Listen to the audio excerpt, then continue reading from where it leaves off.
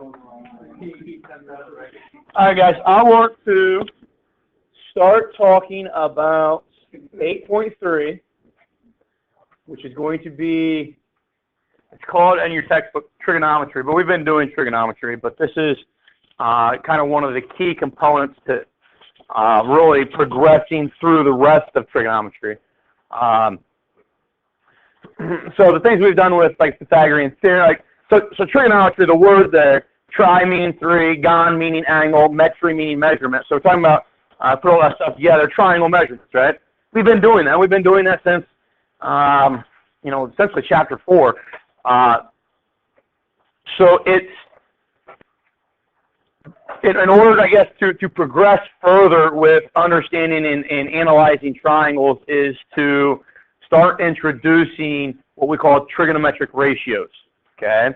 And we're going to need our calculators to do this. So either get your get a TIA3 out, get one of those red calculators that I have, or the little blue ones you guys might have, just any calculator you've been using, because we're going to have to use them today, because there are, so with the special right triangles, there are ratios that we can recognize through the Pythagorean theorem and exist through the Pythagorean theorem, but there are also other ratios that exist for triangles that maybe right now we're neglecting. So right now we know we got a 30, 60, 90 triangle. We can use the 30, 60, 90 template to find missing values. But if I've got a 20, 70, 90, or a 10, 80, 90, or a 15, 75, 90, how do I address those triangles?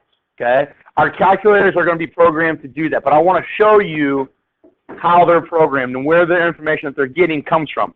Because I think if you understand that, that when I push sine of 30 on my calculator, why it spits back 0.5 every single time, or when I hit cosine of 30, why it spits back 0.866 every single time, I want you to understand that. If you understand that, maybe you have a better understanding and better grasp of how to apply this information to use it meaningfully, okay?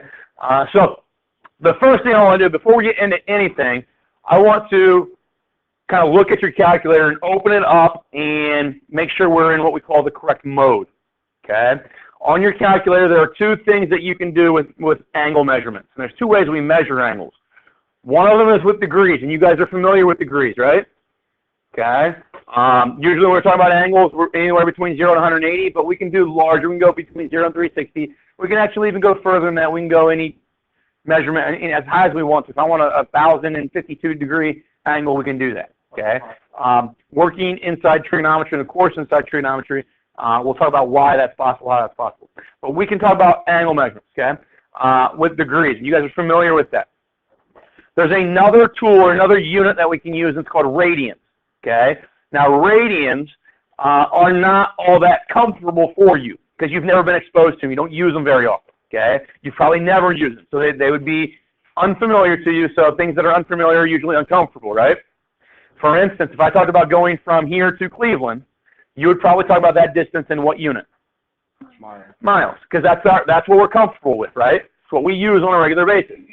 The more appropriate way, probably the most convenient way to do it, algebraically, is to actually talk about that distance in kilometers, okay? Because then it allows me to quickly convert to other units of measurement if I need to. We're uncomfortable with kilometers, are we not? No. Okay. Are we less comfortable with kilometers than we are miles? Yes. Okay. If I asked you, what's 35 kilometers per hour feel like, you're not sure. If I say, what's 35 miles per hour feel like, you know what that's like, okay? So our exposure to kilometers in the metric system is negligible, therefore our comfort level is not as good as it is with miles and inches and feet and that sort. Same thing happens with measurements of angles, okay? For instance, let's go back to the mile thing. If I'm talking about here to Cleveland, okay, let's say it's X amount of miles. Well, if I change that into X amount of kilometers, those two numbers would be completely different, right? But are the distances still the same? Yeah. Yes, the amount that I travel is still the same. So when I'm talking about radians and degrees, a 30-degree angle corresponds to what we call a pi over 6 radians. It's still the same exact angle, it's the same exact size. It's just two different ways of identifying it and talking about its size. Does that make sense? Okay. Different units. What you're more comfortable with is degrees. But what is more natural and what is more algebraically intelligent or useful is to talk about angle measurements in radians. So we'll get to that point eventually. But the reason I bring that up is because your calculator is probably set in one of those two modes, okay? And if I'm going to be doing all the work with degrees in my question and my calculator is set in radians, it's going to be wrong. It'd be like my calculator, for some reason, if I was able to do this, do all the work to find out how many miles it was, but my calculator was stuck in kilometers. It would be wrong, right? Does that make sense? So we have to make sure that our tool that we're about to use is set up correctly, okay? Maybe some of you worked with your parents on fixing cars or something at the house or whatever. My father was a mechanic, and he always asked me, hey, go get the channel locks or crescent wrench or whatever. I knew what tools to get, but when he asked me to use them to help him out, I usually used them wrong. And I didn't get the job done efficiently. He would take the tool from it, and he would do it in an instant because he knew how the tools worked to his benefit, right? The same thing with your calculator, okay? You're not going to get to an efficient answer if you don't know how it works. So what I need you guys to do, I need you, if you got TI 83 or 84, okay, I need you to hit the mode button. Those of you that don't have this calculator, just hold out. But, you know, let's say that Johnny's got this TI 30 right now. He comes to class tomorrow. He left his book bag at home. We got a quiz tomorrow. He's like, hey, can I borrow one of your calculators? And all I got is TI 83 or 84. He's got to know how that works, right? So I'm going to teach him the day of the test on how that works. So expose yourself to how different things work, okay? So on the TI 83 or 84, you're going to hit mode. You're going to go down to about the third line where it says radian and degree. You're going to go highlight degree and make sure it's highlighted, hit enter, and then go second quit. And now you've put your calculator in degree mode. Okay, that's what we want. If you have, Johnny, can I see your calculator? A calculator like Johnny's that says TI-30XA or something like TI-30XII or something like that, like my red ones, or any of those versions of the calculators, we only got like 2 lines of a view screen or 1 line of a view screen, there should be a DRG button somewhere. It should be close to your second key. If you hit DRG on some of those, it will come up with 3 words, DEG, RAD, or GRD. You want to make sure that DEG is underlined. Okay, so you can move your cursor back and forth to do that, then hit enter so that DEG shows up. That calculator is nice because if you've done it correctly down the bottom right-hand side or corner of your view screen, it should say DEG. Okay, and a little small typeset. If you've got another one, that if you hit second key, or sorry, if you hit your DRG button, but no word showed up, if you keep hitting it, you should be able to see the tiny words above your number should say 0, and above that number should say like DEG, GRD, RAD, and it should be able to bounce back and forth between that. Is that correct? Okay. You just want to hit that button enough to where it says DEG. All right. We have to be in degree mode for our calculator to work and produce the values that we're interested in here. That being said, when you grab a calculator, one of mine, classroom calculator or friends or whatever, you don't know what the last person that used that calculator did with it. So you need to go check the mode to make sure what you're about to do with it is done correctly. Does that make sense? My trig students usually use radians. Okay? So if you're using my TI-83s, 84s, they happen to be first and second period.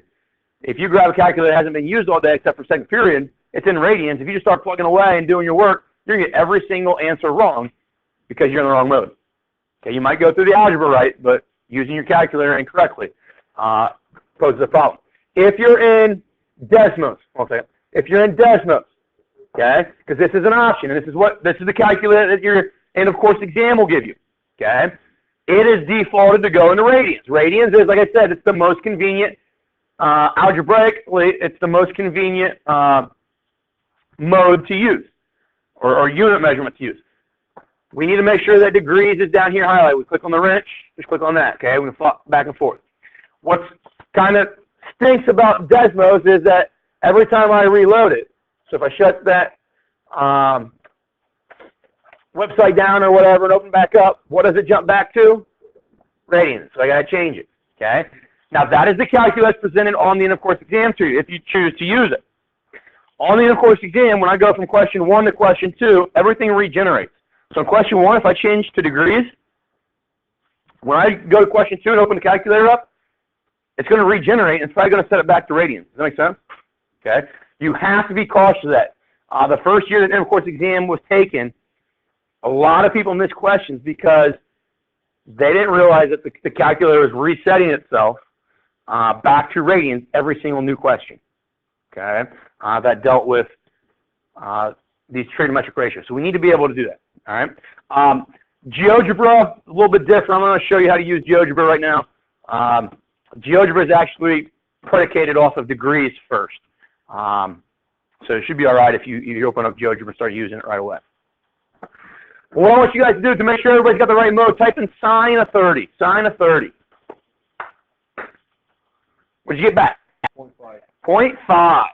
0.5. Everybody got that? So what that means then is that every single time that I deal with a triangle that has a 30-degree angle, if I type in sine of that 30, it's always going to give me back 1/2. So I want to talk about why it gives me 1/2 and what that number is actually representing. What is that? It's 0.5. It's always going to give it to you as decimal, but it's a ratio. It's 1/2. I want to talk about where that comes from. Okay? So it's going to be a little bit of a process from what we've already done with similar triangles in chapter 7. So let me close some stuff off here. Okay, so I've got a triangle here. You guys agree I got two triangles there, red one, blue one? Okay, would you agree that they both have that angle of 30 degrees in them?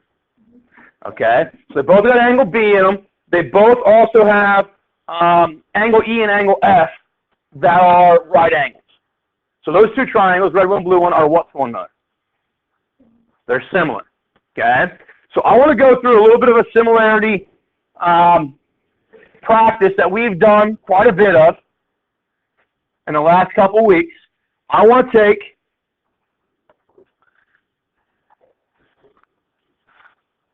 give me a second here, get this thing turned on. All right.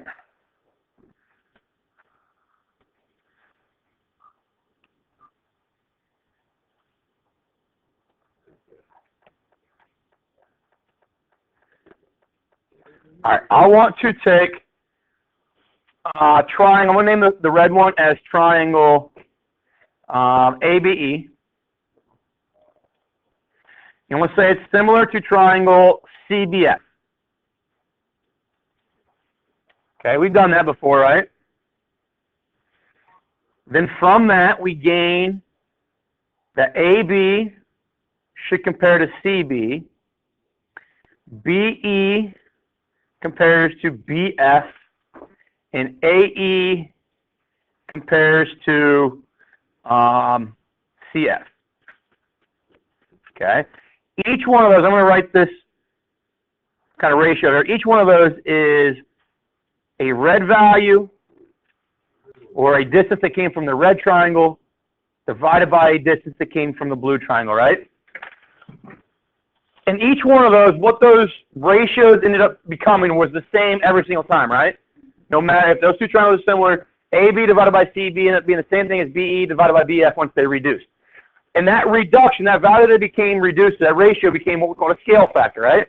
And that was the scale factor that says, okay, if it's like a 1-to-2 scale factor, it means that I can use either 1/2 to multiply a distance in the blue triangle to generate a distance in the red triangle, correct? Or to multiply a distance in the red triangle by 2 to get a distance, a corresponding distance in the blue triangle. Does that make sense, everybody? So it's a scale factor that allows you to go from red triangle to blue triangle or blue triangle to red triangle. What we're going to do right now, a little bit of algebra, is manipulate those ratios so that when I have a value out of the red triangle, I can use that scale factor to actually find me another value in the red triangle. Okay? Does that make sense? So I don't want to go from red to blue. I want to go from red triangle to red triangle. Okay? And we should be able to do that. So let's kind of mess around with some proportions here. I could pick out any two of these here, but I want to pick out, I want to talk about the hypotenuses. So CB and AB, so I'll choose that one. And then let's talk about these sides here, AE and CF. So I'm going to kind of quickly write those two things here as AB over CB is equal to AE over CF. Okay? Now I want to rename those. I don't like dealing with the letters. Let's just kind of get kind of generic here. with the labeling here. So instead of calling it AB, let's call AB, if I look at the part of the triangle that AB is, it's the hypotenuse of the red triangle, right? So let's just say hypotenuse, and I'll put red in parentheses here. So AB would be the hypotenuse of the red triangle. What is CB? If I'm going along the same lines of logic there, what would you call CB? Using the same logic that I renamed AB, hypotenuse of red, you'd call CB the hypotenuse of the blue. Okay.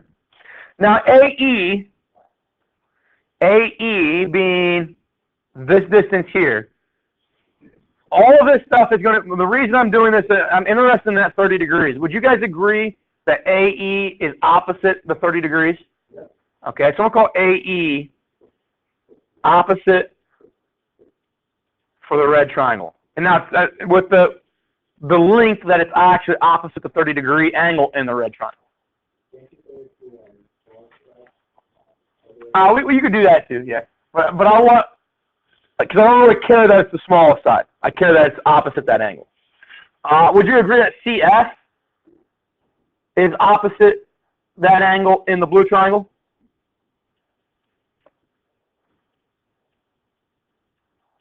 Okay.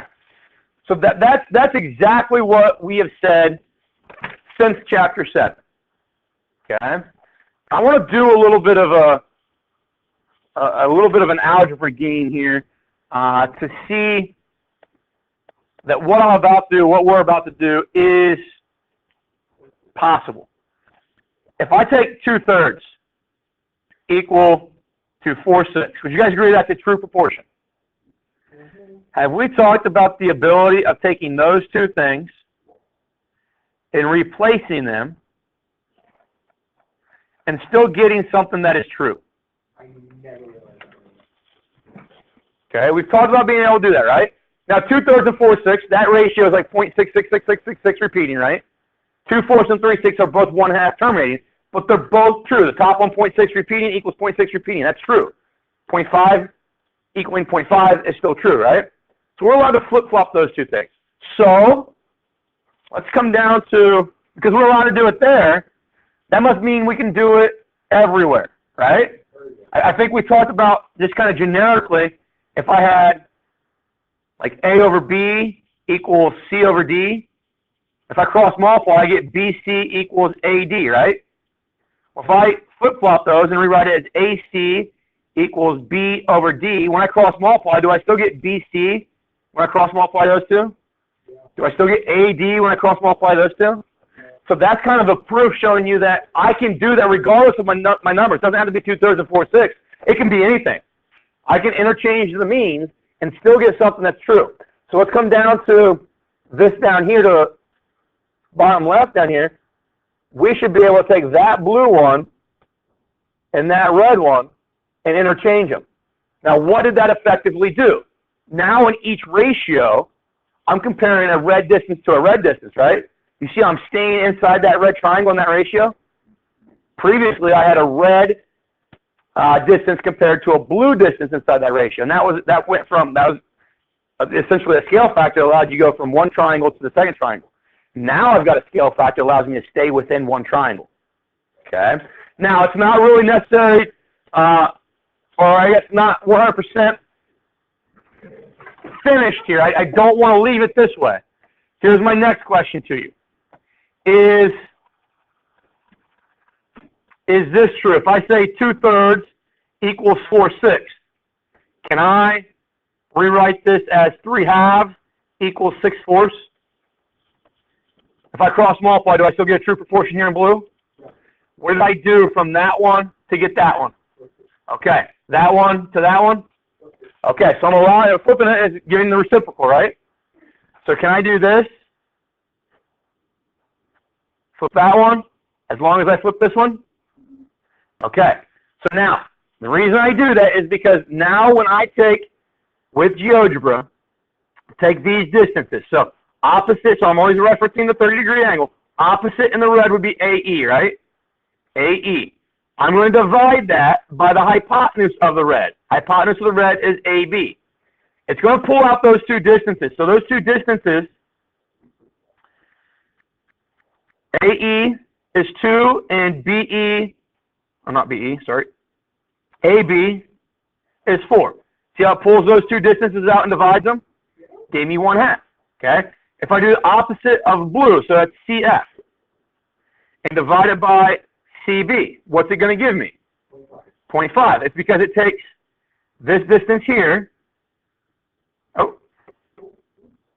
this way, that distance there, divides it by that distance there. Now let me change the rounding here so we can fit it all in here.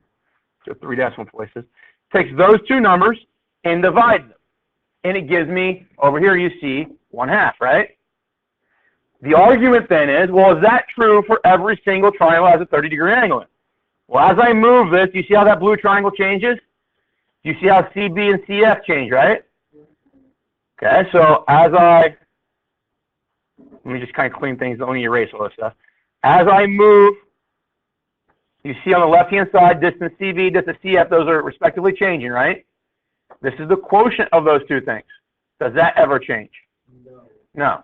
So it's telling me that no matter what right triangle I have, as long as it has a 30-degree angle in it, the opposite side divided by the hypotenuse is always going to reduce to 1/2. Does that make sense?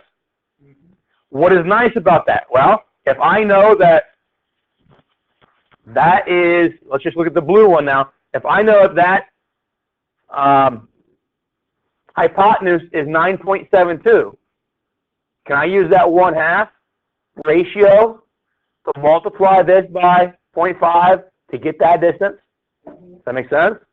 Or if I know that distance, can I use the ratio of 2, which would be the reciprocal of 1/2, to generate my hypotenuse? Okay. So that's awesome. That's really nice. Now the reason I dealt with this in a 30, 60, 90 triangle first is because that 1/2 should make sense for another reason. If I'm working inside a 30, 60, 90 triangle, isn't this side here in across from 30? Isn't that side 2 in? When you compare the opposite side to the hypotenuse, what happens with your ends? Cancel out. Okay? So there that 1/2 generates again, maybe using a different approach, using the special right triangle approach. Okay? But here's where things get kind of interesting or useful in regards to this process. Because every triangle that I deal with is not a 30, 60, 90. It's not a 45, 45, 90, right? And in general practice, most of my triangles are not those things. So what do I do? Have a triangle that has a 38.8 degree angle in it.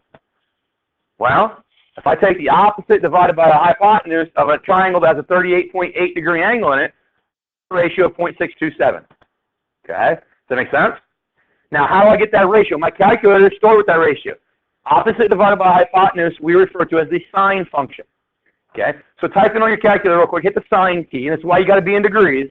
You hit the sine key, and now type in 38.8. And you should get something close to 0.627. Okay? Now mine's rounded to 3 decimal places. Yours goes out to 10. Okay? Does that make sense? Okay, so that is giving me then the ratio that if I got to do this real quick. If I were to take, I'm going to hide this number for you. Whoa. Take,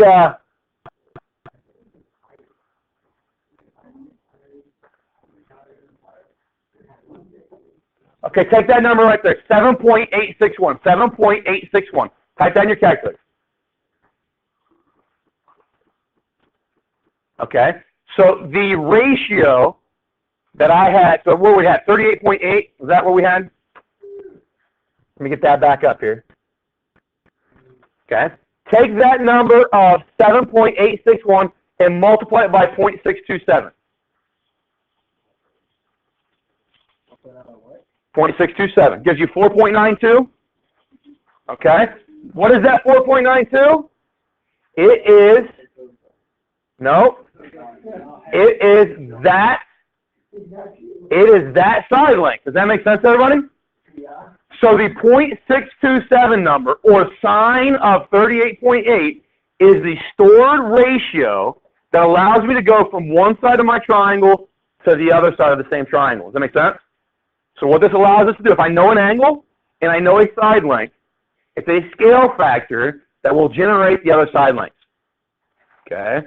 It is also something that will eventually, if I know two side lengths, actually an angle. Okay? But what we just talked about is kind of the proof of why the sine, which we call SINE, is equal to opposite leg divided by the hypotenuse. It only works for right triangles right now. Okay? So sine is equal to opposite leg divided by hypotenuse. Now, the thing that we do is, because the opposite leg changes per angle that I'm looking at. So right now I was looking at angle B, right? Yeah. Well, I could do the same thing with angle A or angle C in those other triangles, or the other acute angles.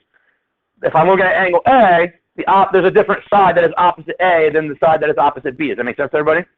So when we're dealing with sine, cosine, and tangent, the first thing we have to do in order to get things kind of situated correctly is that we have to identify the angle that we're interested in. And usually it's the angle that's been provided for us. Either the angle they're asking us to find the measurement of, or the angle that they give us the measurement of.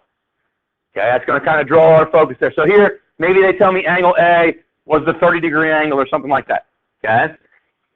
I like to draw my little arc in A, and I think about it as kind of being an eyeball. If that's an eyeball, my eyeball is always looking at the opposite side. Does that make sense? Okay? I labeled at the opposite side. I've been doing this, guys, since I was in your seat, in this exact same classroom. And I still relabel all my triangle sides because it's the safest thing to do, and it takes about 3 seconds to do. Okay? So it's much better to waste 3 seconds and be right than it is to save those 3 seconds and be completely wrong, right?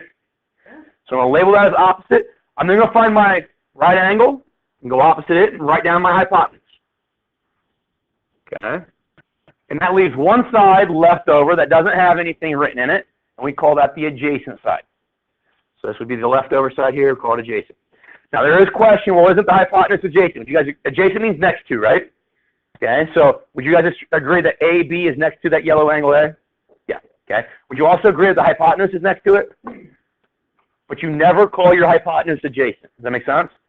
Being the hypotenuse is kind of prestigious for the triangle, right? To be the biggest thing. So hypotenuse takes precedence over being adjacent. So it's always labeled hypotenuse.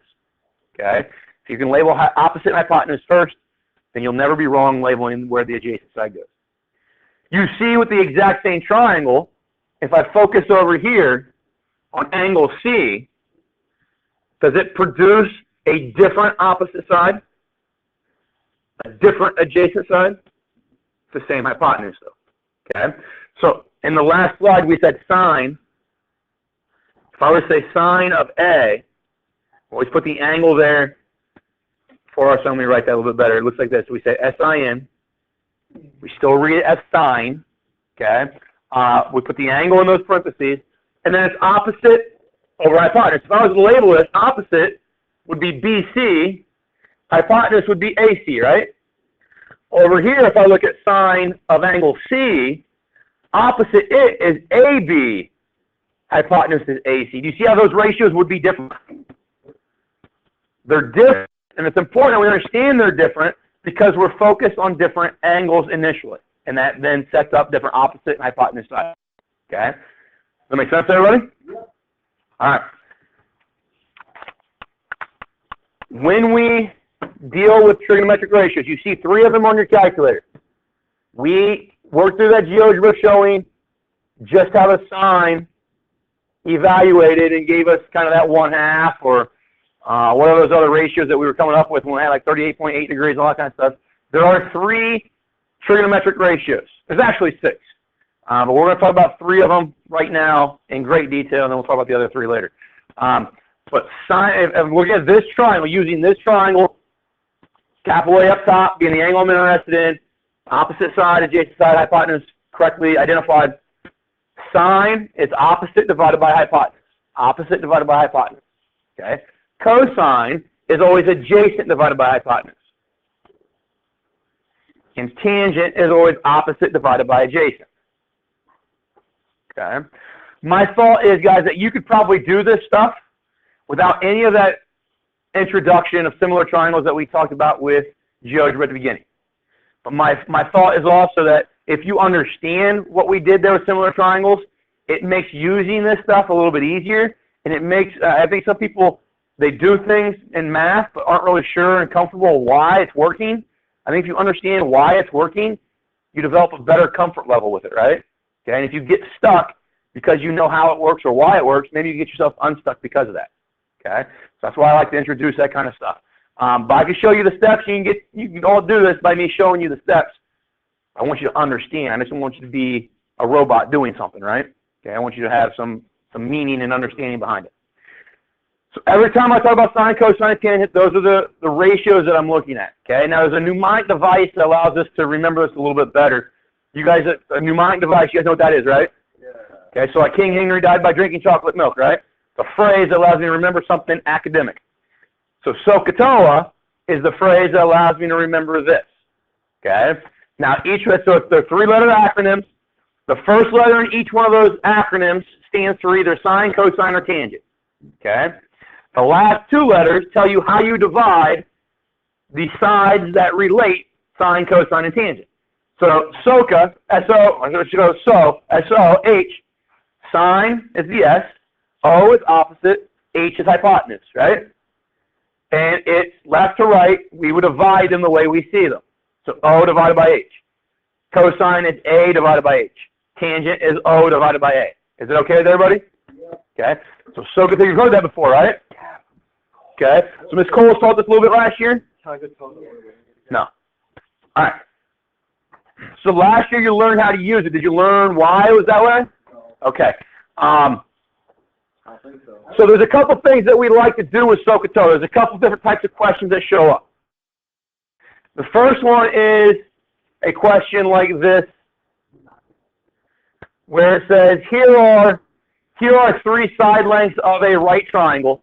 Can you write what the trigonometric ratios are for a particular angle? So they give me sine, or they give me angle T here, and I want to find sine of T, cosine of T, and tangent of T. This is the process that you go through for this question. I'm going to identify T. That's the angle that I'm interested in, right? Okay, I draw a little arc. It reminds me of an eyeball. 8 would be what side? Opposite. 17 is? Hypotenuse. Hypotenuse. I like the conviction. And 15 is the adjacent. Okay? So when I write, so they ask me to find the sine, cosine, and tangent. I write sine, and then in the parentheses, we write capital T. We label the angle that we're interested in. Sometimes it'll be a letter, like it is here.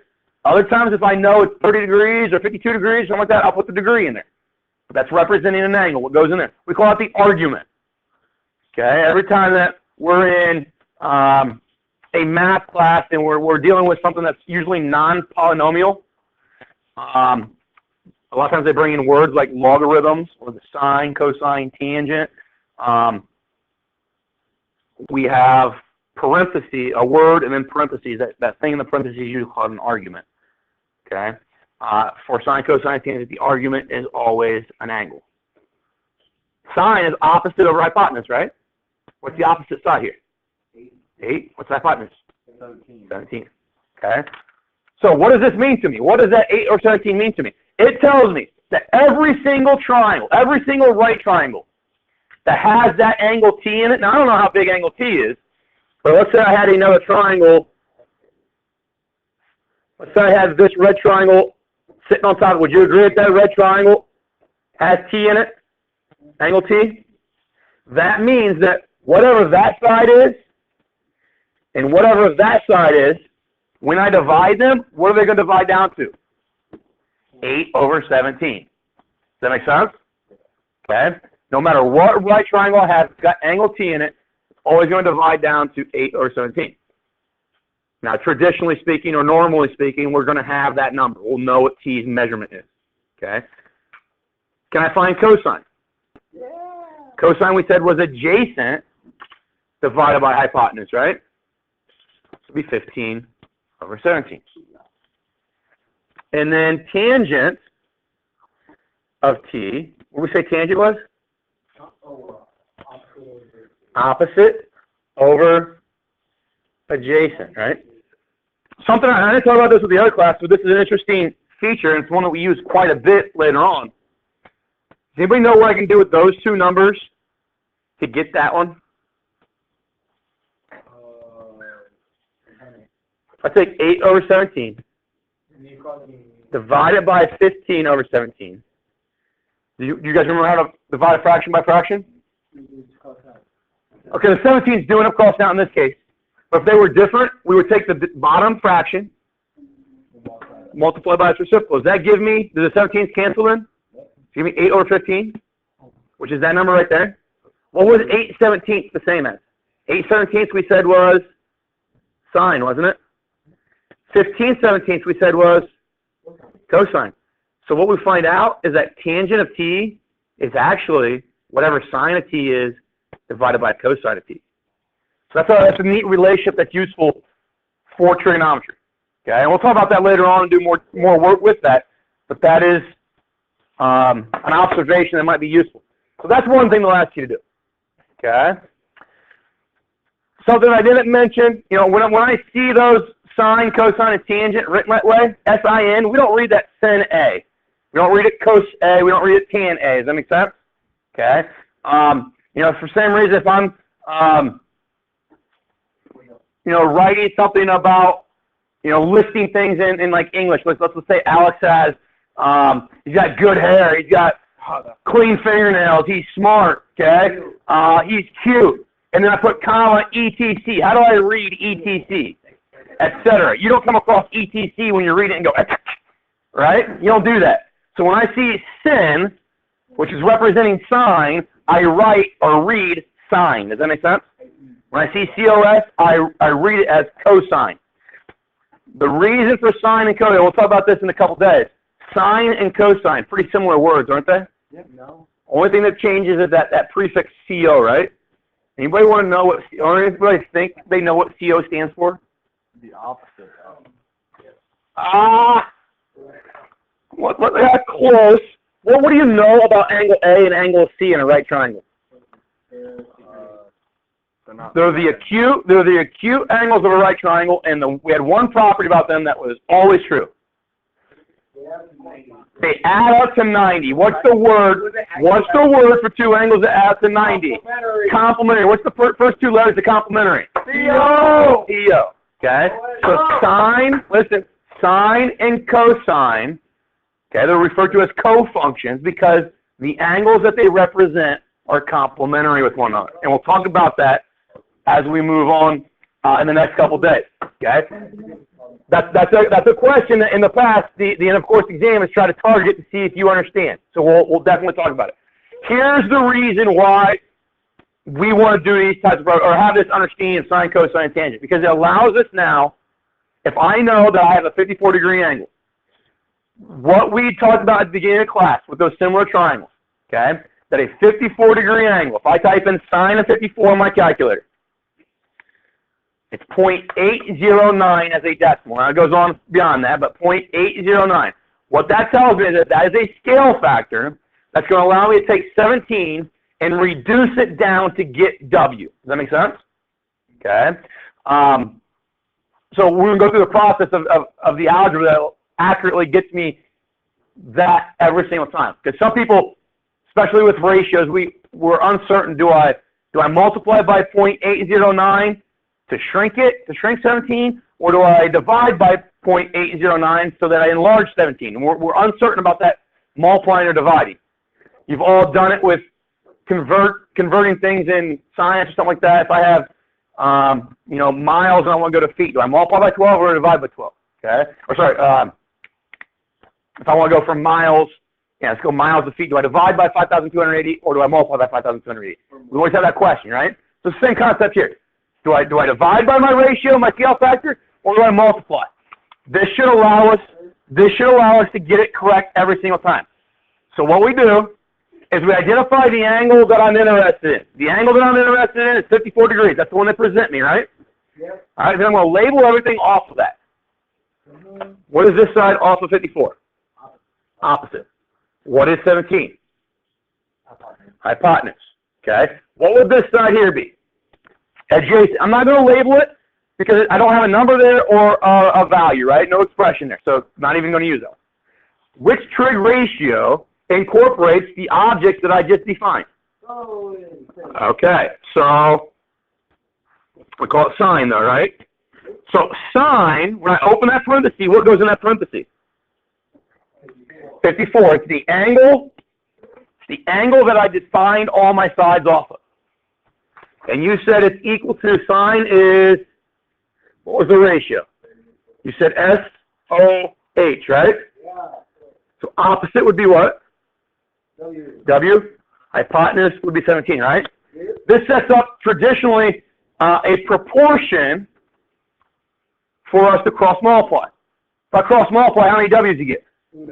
1 W. Cross multiply, I get 17 sine of 54, right? Remember that sine 54 was that 0.809 number I said that your calculator stored with. So this is going to take 17 times the decimal between 0 and 1, so it's going to shrink 17. Does that make sense? If you type that in, type that number in. Have you made a basket yet? If I type 17 sine of 54 in, I get that number right there, right? That number is the length of W. That's how long that side is, okay? It's the same concept as what we did with 30, 60, 90 triangles. My multiply by 2 in radical 3 or whatever. But for a 54 degree, a 90, 54, what would the other angle be? 6 or 36? We don't have a template. We have to use this SOHCAHTOA stuff. Yes? How can you do that on my calculator? Okay, so on that one, you got to go backwards. You got to hit 54, and then sine. Now hit enter. Okay, so now hit multiply 17. So some calculators, guys, they got to work backwards. And if you have questions on how to work them, let me know. That's why I like to use Desmos or TIA 384. I can just type it in the way I see it, and I get the answer. If I was in the wrong mode, kind of pay attention to this. If I click over to radians, you see that my answer just went to negative 9.499? Yeah. That's not a distance, right? No. And the way that we think about distance. So I've got to make sure that I'm in the right mode, okay? Or it's going to give me a number that I don't necessarily know whether that's right or wrong, okay? If it gives me a negative number, it won't always be negative when I'm in radians. But I might end up, think I'm doing everything right, calculator's in the wrong mode, it spits back a number. How do I know if that number is right or not? Okay, I got to make sure I'm in the mode, the correct mode. Is that okay? Yeah. Okay. Let's do this real quick because we got time. What would this angle measurement right here be? Right here. 36, right? Okay. If that was 36, what would W be for the 36-degree angle? It'd be adjacent. Okay. So if I did that, could I say cosine of 36 is adjacent divided by hypotenuse? Okay. So can I say 17 cosine of 36? Type that in your calculator.